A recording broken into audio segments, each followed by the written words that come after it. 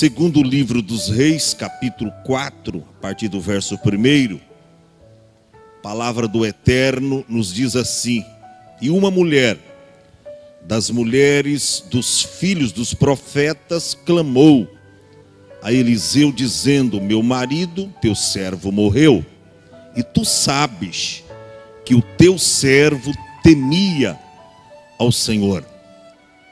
E veio o credor a levar-me os meus 2 filhos para serem servos. E Eliseu lhe disse: que te hei de eu fazer? Declara-me o que tens em casa. Ela disse: tua serva não tem nada em casa, senão uma botija de azeite. Então disse ele: vai, pede para ti vasos emprestados a todos os teus vizinhos, vasos vazios, não poucos. Então entra e fecha a tua porta sobre ti e sobre os teus filhos, e deita o azeite em todas aquelas vasilhas ou vasos, e põe à parte o que estiver cheio. Partiu, pois, dele e fechou a sua porta sobre si e sobre os seus filhos, e eles lhe traziam os vasos, e ela os enchia. E sucedeu que, cheio que foram os vasos, disse ao seu filho: traze-me ainda um vaso.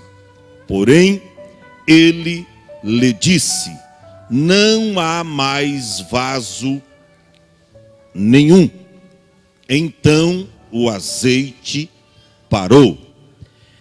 Então veio ela e o fez saber ao homem de Deus, e disse ele: vai, vende o azeite e paga a tua dívida, e tu e os seus filhos vivei do resto.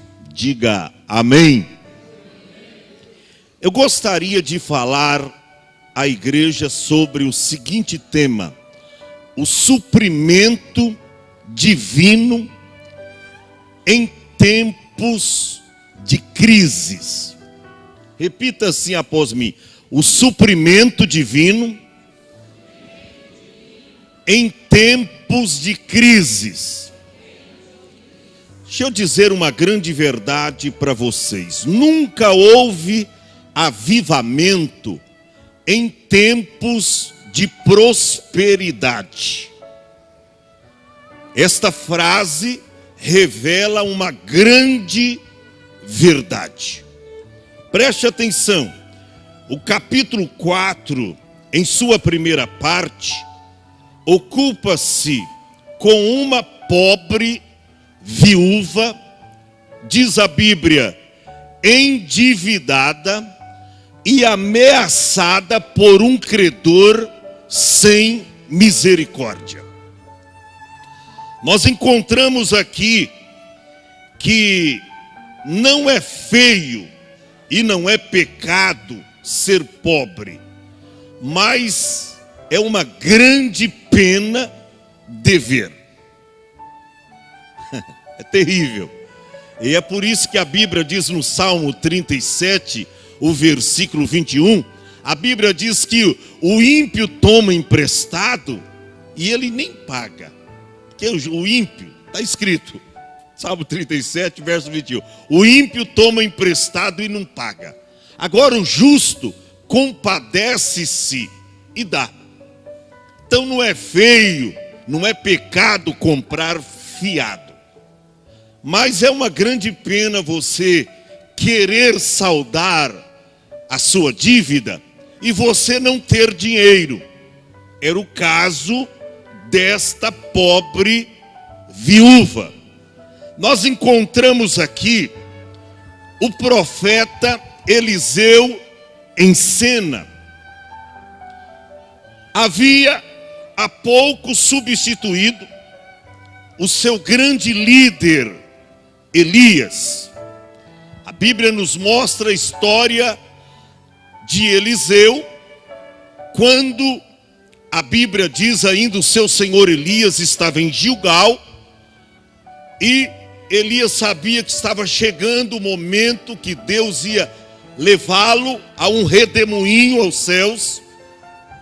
E ele diz: olha, Eliseu, fica aqui em Gilgal, porque o Senhor me enviou a Betel. Mas a Bíblia nos mostra, eu acho interessante porque Eliseu era verdadeiro companheiro, que não deixava o seu líder de jeito algum. E ele diz: não, vive o Senhor Deus, vive também a tua alma, que eu não te deixarei. Assim ambos foram até Betel. Betel significa casa de Deus. Uma boa opção para Eliseu se estagiar e ficar ali mesmo. Mas Elias chega para ele e diz: olha, você fica aqui, Eliseu, porque o Senhor me enviou a Jericó. Você fica aqui que eu estou indo para lá. Ele diz: olha, vive o Senhor e vive também a tua alma, que eu não te deixarei. Ou seja, Eliseu estava decisivo. Ele disse: não, eu quero a minha bênção, e ela vem através das mãos do meu líder, do meu senhor Elias. É interessante, irmão, que o ministério de Eliseu dependia exclusivamente do ministério de Elias. Hoje eu fico pensando que tem pessoas que querem crescer, mas não são submissos. Sabe por que o ministério de Eliseu cresceu? Porque ele sabia honrar quem começou primeiro do que ele. Ele soube honrar quem começou primeiro do que ele. Elias, fica aqui. Deus me enviou lá para Jericó. Ele diz: não, não vou ficar. Vive o Senhor, vive também a tua alma, e eu não te deixarei. Foram os dois para Jericó. Chegando em Jericó, as mesmas palavras: olha, Eliseu, o Senhor me enviou até o Jordão. Fique aqui, porque eu vou até o Jordão. Longe de mim ficar aqui sozinho, sem a cobertura espiritual do meu líder maior. Vive o Senhor, vive também a tua alma, não te deixarei. Assim, ambos foram até o Jordão. Eu fico pensando que se Eliseu tivesse ficado lá em Betel, lá em Jericó, irmão, ele não teria recebido a porção dobrada do Espírito de Deus que havia na vida de Elias. Mas ele era perseverante. Ele estava em busca de um ministério, em busca de uma bênção para a sua vida, e ele não desistiu. Quando eles estavam lá no Jordão, foi um momento culminante, em que a Bíblia diz que veio um redemoinho, com vento e com carros e fogos e cavaleiros, e levou o profeta Elias. Mas é interessante que antes, Elias disse para Eliseu: o senhor vai me levar. Você tem algum pedido para fazer? Ele diz: eu tenho um pedido para fazer. Eu quero a porção dobrada do teu espírito, ou do espírito que habita em você. Quando Elias ouviu isso, disse: olha, dura coisa pediste. Porção dobrada é muita coisa. Mas, irmão, quando você crê, Deus dá. Porque segundo a Bíblia, o profeta Elias operou 7 grandes milagres. Eliseu, o profeta, operou 14 grandes milagres. Quantos podem dar glória a Deus por isso? Sabe por quê? Porque ele pediu a porção dobrada. Não era do Espírito de Deus, era do Espírito do Senhor que estava em Elias. Porque a porção dobrada do Espírito de Deus ninguém aguenta. Você vê que a pessoa é batizada com o Espírito Santo, recebe ela já fica um menino, irmão. Ela fica doida. A pessoa, a porção dobrada do Espírito do Senhor, não aguenta, morre.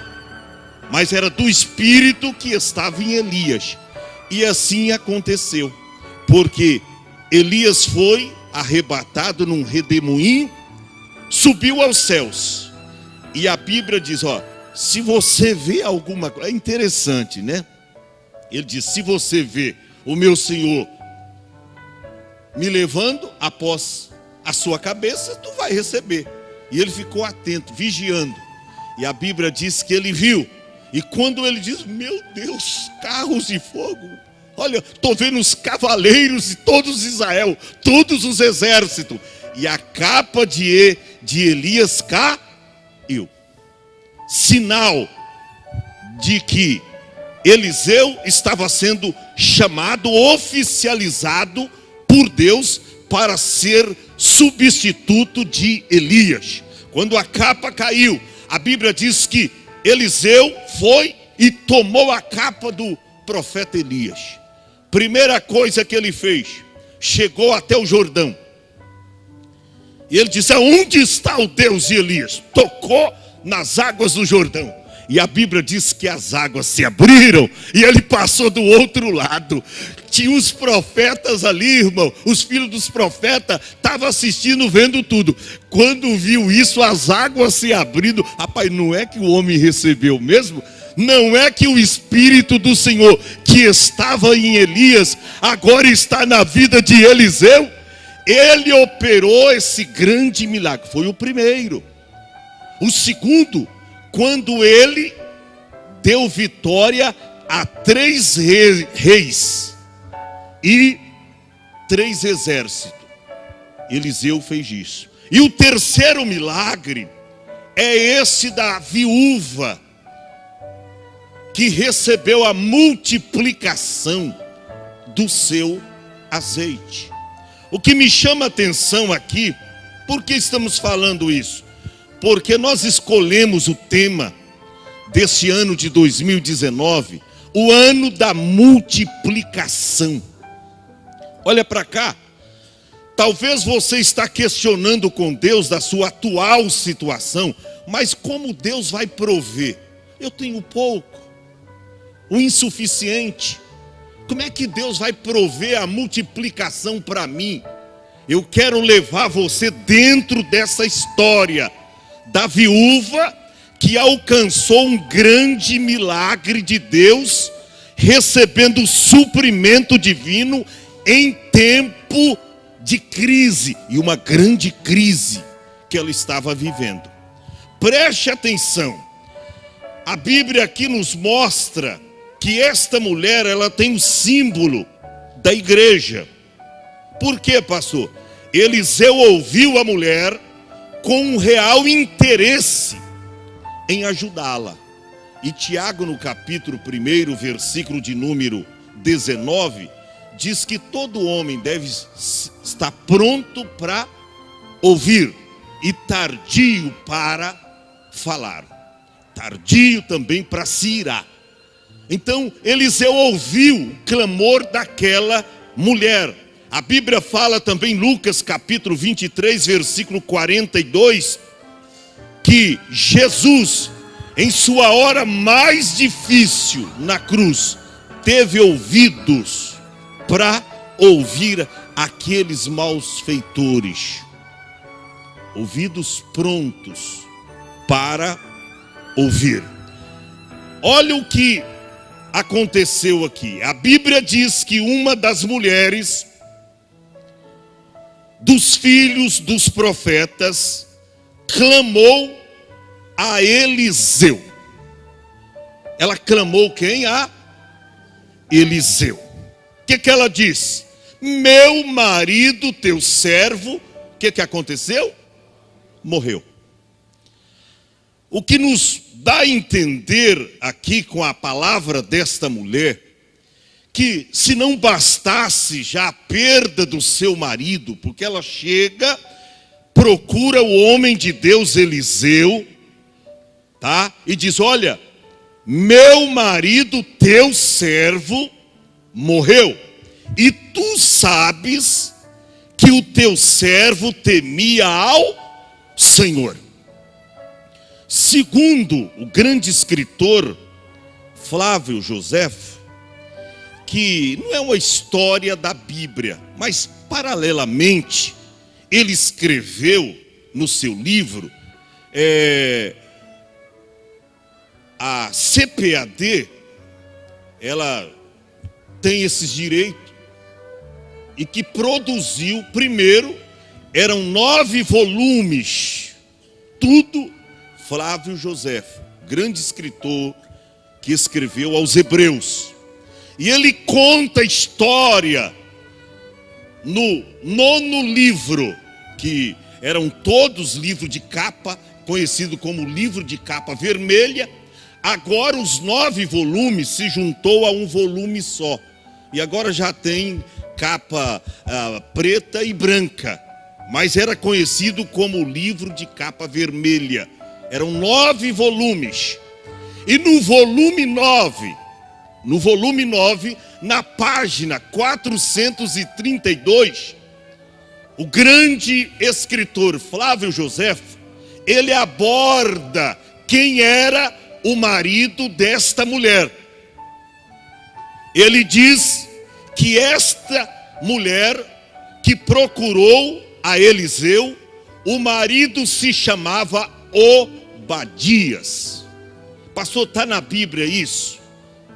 Sim, está na Bíblia o nome de um homem que era mordomo de Jezabel e que o nome era Obadias, e que ele fez um grande serviço para Deus. Olha o que diz a Bíblia, primeiro livro dos Reis, capítulo de número 18, versos 2 ao 4. Ele se baseia, Flávio Josefo, exatamente nesta passagem bíblica. Então Elias foi e apresentou-se a Acabe, né? Foi quando Deus disse para Elias se apresentar a Acabe, e diz que a fome era extrema em Samaria. Verso de número 3, Acabe chamou Obadias, que era quem, pastor? Mordomo, né? E ele temia o Senhor. Veja que essas qualificações é dele. Ele temia o Senhor. As mesmas palavras usadas pela viúva. Ó, tu sabes que o meu marido, teu servo, ele temia ao Senhor. O que Obadias fez? Pois sucedeu que, destruindo Jezabel, os profetas do Senhor, Obadias tomou 100 profetas e escondeu 50 numa caverna e 50 em outra caverna, e os sustentou com pão e água. Segundo Flávio Josefo, este marido, este homem se endividou exatamente nesse tempo. Por quê? Porque Jezabel era uma mulher ímpia, uma sodonita lá de Sidom, e era uma mulher ímpia. E quando ela conheceu Acabe, casou-se com Acabe, ela introduziu a religião pagã dela em Israel.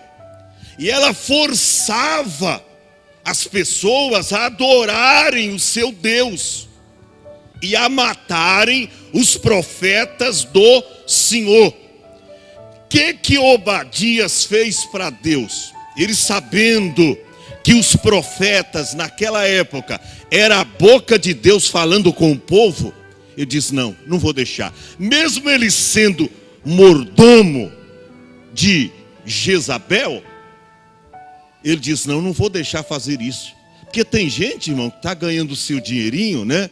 É a mesma coisa, quem está participando de um governo, está sendo assalariado, está ganhando, não sou eu, é ela que está tomando essa decisão.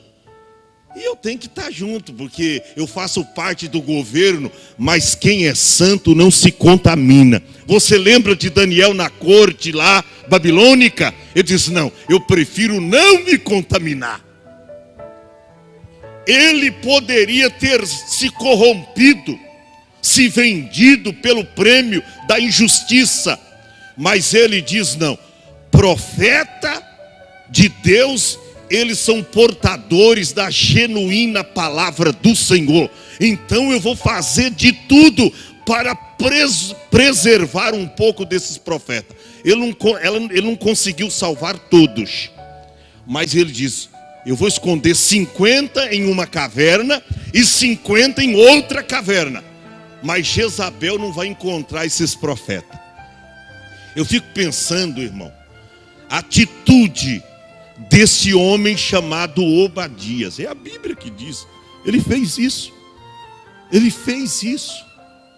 O que você faz para ajudar os profetas do Senhor? Porque ela poderia ter seguido a mesma visão, ele poderia ter seguido a mesma visão de Jezabel, ajudado a matar os profetas, porque ela estava exterminando os profetas. Mas olha a atitude desse homem, ele pegou, escondeu os profetas do Senhor, escondeu. Será que você tem ajudado os profetas? Será que você tem falado mal dos profetas? Porque tem gente que é assim, fala mal dos profetas, fala mal dos pastores. Esse homem, ele alcançou a benevolência de Deus, mesmo ainda depois de morto. E eu vou provar o porquê. Sabe por quê? Por causa dessa atitude dele. Por causa desta atitude. Preste atenção. A Bíblia diz que quando a mulher veio, escute bem isso. Ela diz, ó, o meu marido, teu servo, morreu. E tu sabes que ele temia ao Senhor. Ela estava se referindo realmente a respeito da atitude que ele teve. E segundo Flávio Joséfo, Obadias se endividou por conta, porque para você sustentar 100 homens, 100 profetas, numa caverna, por um período de tempo, irmão, e outra, naquele tempo, diz que ele tratou com pão e água. Naquele tempo, a água era produto caríssimo. Tá? A água naquele tempo era um produto caríssimo. Por quê? Porque havia uma sequidão em Samaria.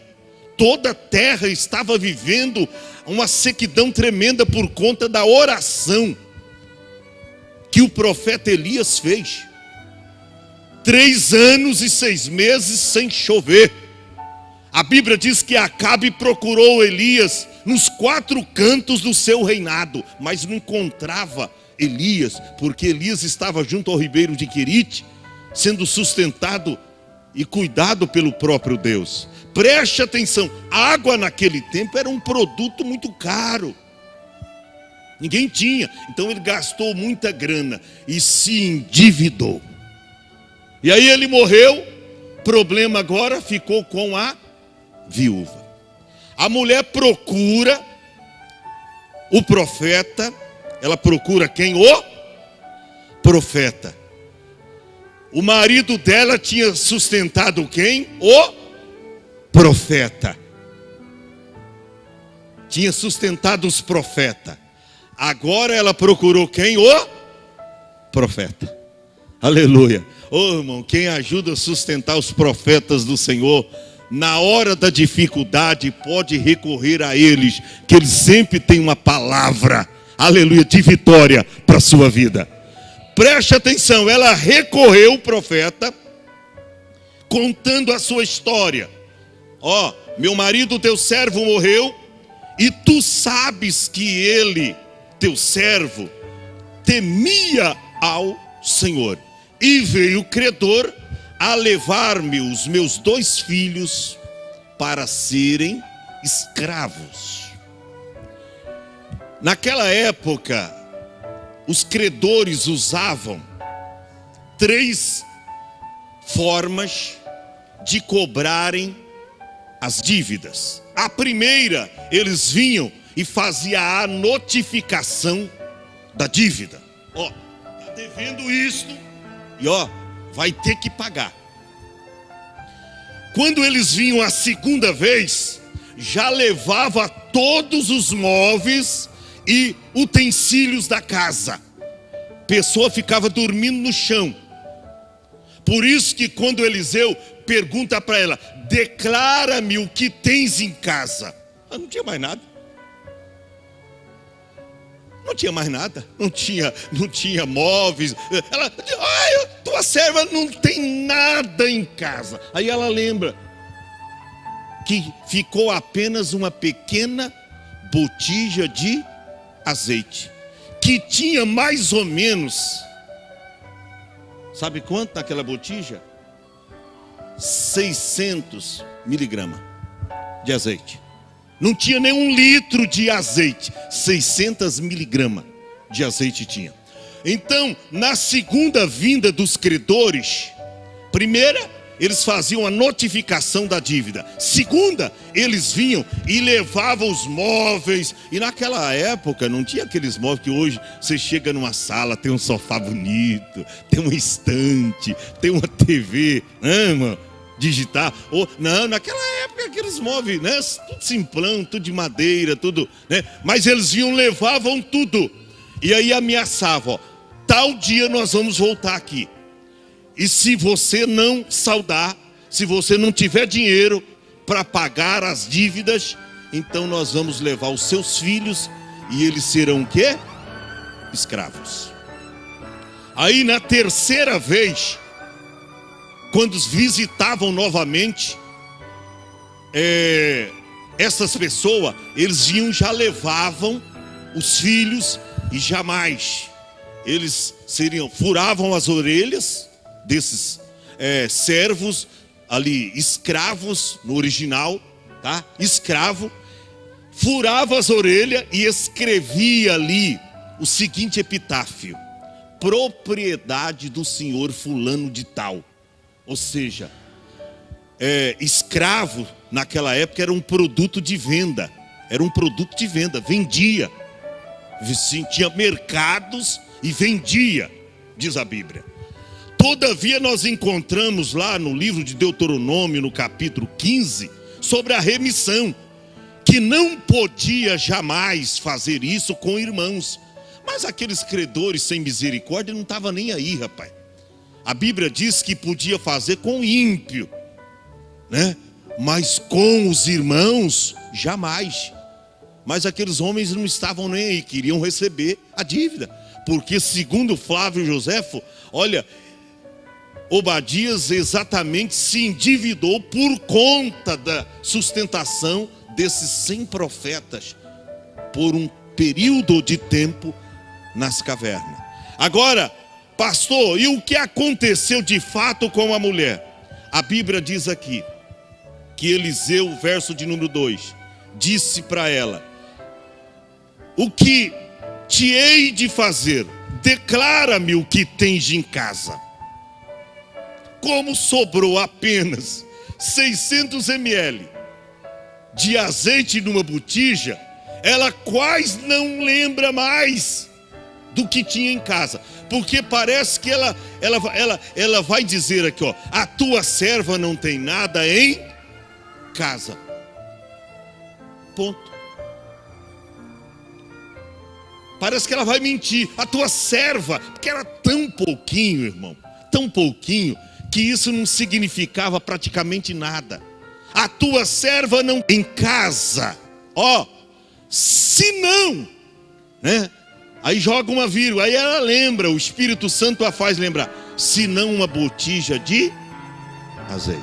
É muito pouco, é muito pouco. Olha para cá, talvez você está dizendo: pastor, mas da onde vem a provisão de Deus para a minha vida? Pastor, o senhor disse que 2019 é ano da multiplicação e da justiça de Deus na minha história. Mas pastor, pere aí, da onde que vem a provisão? Eu quero te dizer que Deus é Jeová Jiré. Aleluia. É aquele que provê todas as coisas. E você precisa ter a fé do seu pai Abraão. Você lembra quando Isaac se dirigiu a ele e disse: pai, tem coisa errada. Mas o que, meu filho Isaac? Pai, tem coisa errada. Eis aqui a lenha. Ó, pai, eis o cutelo. Ó, o fogo está na sua mão. Pai, mas o Senhor esqueceu o principal do holocausto. O Senhor esqueceu o principal do sacrifício. Mas o que eu esqueci? O Senhor esqueceu o cordeiro, pai. O Senhor esqueceu o cordeiro. A fala de Abraão está na Bíblia, para a gente seguir cabalmente, irmão. Exemplo de fé dos patriarcas. A Bíblia diz que Abraão bradou a sua voz e diz: meu filho Isaque, Deus proverá para si o cordeiro. Deus proverá. Da onde vem a provisão de Deus para você em 2019? Vem das mãos do Senhor. A multiplicação vem das mãos do Senhor. Parecia que a mulher tinha muito pouco. Eu me lembro, sabe de quem? Eu me lembro do Salmo 68, versículo 5, que a Bíblia diz que Deus, Ele é pai de órfão e marido de viúvas. Aleluia. Deus é o nosso sustentador. Deus cuida de nós. Mas pastor, é tão pouco. A mulher só tinha 600 ml numa botija de azeite. É muito pouco, não é não? O pouco que você tem, coloca nas mãos do Senhor e você vai ver. Coloca nas mãos do Senhor. Eu me lembro, sabe de quem? De Moisés. Diante do Mar Vermelho, os egípcios atrás, aos lados, diz a Bíblia, alguns dizem que eram montes, mas é mais provável que era deserto. E ele diz: e agora, Senhor? Mas Moisés, o que você tem na sua mão? Eu tenho uma vara, Senhor. Ah, você tem uma vara? Eu vou te usar. Parece um instrumento desprezível, mas com a vara que você tem nas mãos, eu vou te usar. Quando ele tocou no Mar Vermelho, as águas se abriram. Você lembra de Sansão? Veio lá os inimigos, mais de 1000, ferozes para matar Sansão. E eu disse: Senhor, e agora tal? Sansão, o que você tem aí? Ó, Senhor, eu não tenho nada em mãos, mas estou vendo aqui uma queixada de jumento. Tem a queixada de jumento? Pega ela aí. Quando ele pegou, é com ela que você vai matar numa tacada só 1000 inimigos. Quando Sansão pegou aquela queixada de jumento, irmão, era o bastão divino, viu? Era o bastão divino. Foi só uma tacada, 1000 homens morreu. Sabe o que é aquilo? Deus vai te usar exatamente com aquilo que você tem em tuas mãos. Você lembra daquele moço? O que ele tinha nas mãos no grande milagre da multiplicação? 5 pães e 2?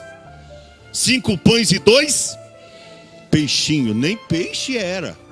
Diminutivo de peixe, peixinhos, tá? Não era peixes grande, graúdo.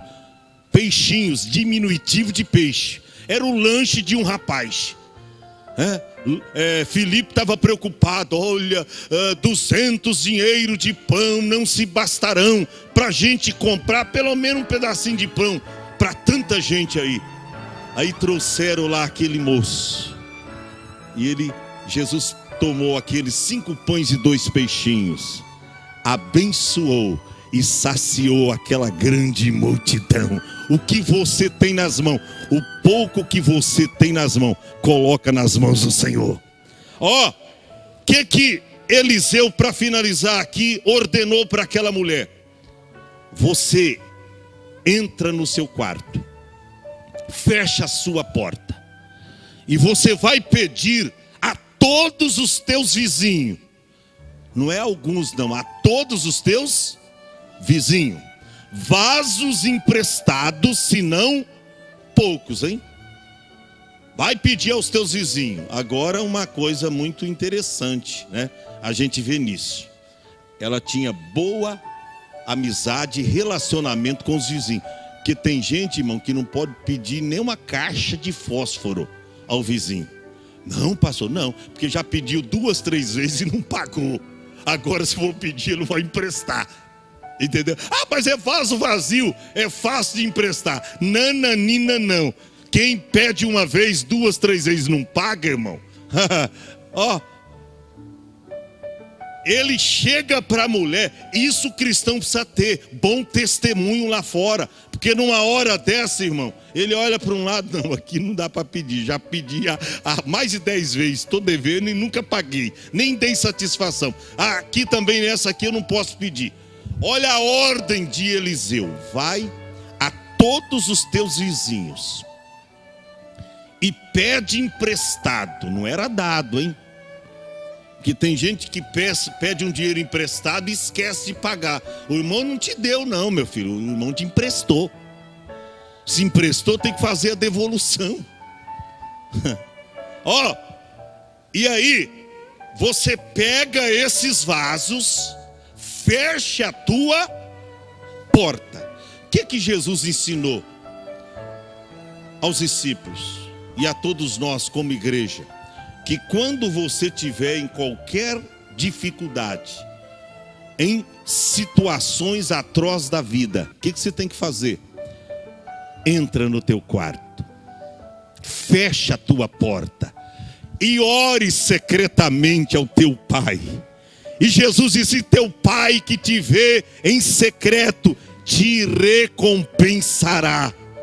Eliseu ordenou para a mulher: ó, você entra com seus filhos, fecha a tua porta e pega o azeite que você tem e coloca em todos os vasos. Parece que eu estou vivendo esse acontecimento. É, pastor, é. De repente, ela pega a botija de azeite, não estava cheia, tinha 600 ml, mais ou menos. E diz: meu filho, me traz aí o primeiro vaso. E ele pega, traz o primeiro vaso para ela. Olha, irmão, nem a botija dela estava cheia. E ela pega e começa a fazer. Olha o que está escrito aqui, pastor, mas ela está escrito assim que ela fez conforme a palavra do homem de Deus? Tá. Olha o que diz o versículo de número 4. Então entra no teu quarto, fecha sobre ti a tua porta, sobre os teus filhos, e deita o azeite em todos aqueles vasos, e põe à parte o que estiver cheio. Verso 5. Partiu, pois, dele, e fechou a porta sobre si e sobre os seus filhos. E eles lhe traziam os vasos, e ela os enchia. Ou seja, ela partiu e fez conforme a ordenação do homem de Deus. Sabe por quê? A provisão não vem, o resultado não vem, a vitória não vem, porque Deus usa o profeta aqui com uma palavra contundente para a sua vida, para o seu coração. Mas você não faz conforme a palavra. Ela fez conforme a palavra, e aí o milagre chegou, porque ela pegou aquele azeite. E parece que eu estou vivendo esse acontecimento. Filho, me dá o primeiro vaso. E ela enche ali o primeiro vaso, irmão. E quando ela encheu o primeiro vaso, certamente ela olhou como ficou o dela. E eu não acredito que ela teve um espanto. Mas eu acredito que no seu ato de fé, as lágrimas, quando houve a multiplicação já no primeiro vaso, as lágrimas desceu na sua face. Aleluia! Era a resposta de Deus para a vida daquela mulher. A Bíblia diz: ela encheu o primeiro, olhou para o vaso e ele permanecia como estava antes. Filho, mais um outro vaso. Encheu o segundo, olhou para o vaso dela, permanecia com o mesmo nível o azeite. O terceiro, o quarto, o quinto, e foi enchendo, irmão. E de repente ela disse: meu filho, traz mais um vaso aí. Eu disse: mãe, acabou os vasos, todos foram cheios. E a Bíblia diz que aí o azeite acabou. O azeite parou. Pastor, mas o que tem a ver? Por que o azeite parou? Sabe por quê, meu irmão? Porque quando os demais vasos se esvaziavam, ela poderia recorrer à matriz. Aleluia! A matriz estava nas mãos dela. Onde só tinha uma botija de azeite, agora ela tinha uma fábrica à sua disposição. Esse é o Deus da provisão. Irmão, sabe o que aconteceu? Foram cheios aqueles vasos. Ela procurou o homem de Deus e o fez saber. Eu acredito que ela chega para ele com a boca lá na orelha e diz: olha, funcionou, homem de Deus. Fica em pé que eu vou contar essa história para terminar. Funcionou. Deu certo. Eu fiz conforme a tua palavra e Deus lhe honrou. Porque Deus honra, olha para cá, os profetas verdadeiros do Senhor. Deus honra. Ela o fez saber, o homem de Deus. E sabe o que ele diz? Agora você vai, vende o azeite e dá o fora da cidade. Muda de estado, muda de país. Que tem gente que pega uma grana boa e esquece de pagar os credores. Faça isso não, meu irmão. Você engana alguém aqui, lá na frente alguém vai te enganar. Preste atenção. A Bíblia diz que ele diz para ela: vai, vende o azeite e faz o quê? Paga a tua dívida. E aí, tu e o teu filho, ou teus filhos, vivei do resto. Irmão, sabe o que nós cremos? Que aquela mulher que só tinha uma botija de azeite, agora ela tinha na sua casa uma fábrica. Porque a qualquer momento, quando o azeite faltava em suas vasilhas, ela recorria ali à matriz. Olha para cá, eu quero te dizer que Deus sempre tem uma provisão para a nossa vida, nos momentos que nós recorrermos a Ele. Esse ano de 2019 é ano de multiplicação, e é ano da justiça de Deus na nossa história. Deus não quer que você continue nessa vida mesquinha, tomando emprestado. Pelo contrário, está escrito lá em Deuteronômio capítulo de número 15, você vai emprestar a muito, mas não vai tomar emprestado. Deus quer te tirar dessa calamidade. Deus quer te tirar desta vida atroz. Deus quer fazer uma mudança na sua vida e na sua história. É ano de multiplicação. É ano da justiça de Deus na nossa história. Deus quer mudar a tua história. Deus quer mudar a tua vida. Deus quer mudar a sua família. Pastor, mas esse é um milagre financeiro. Mas Deus quer mudar a tua história em todas as áreas da sua vida. Deus quer que você tenha uma vida equilibrada. Porque se a vida espiritual está bem e a vida financeira está lá embaixo, tão logo você vai lançar mão do nome do Senhor, vai se vender para a injustiça, vai pôr a mão naquilo que não é teu, vai enganar, vai tomar emprestado, não vai devolver, porque não vai ter a devolução para fazer. Mas Deus quer prover nesta noite, como bom Deus que Ele é e provedor, Ele quer prover as tuas necessidades. Você crê nisso? Você crê nisso? Se você crê, eu quero te convidar agora para você sair do seu lugar e vir à frente, porque nós vamos orar por você.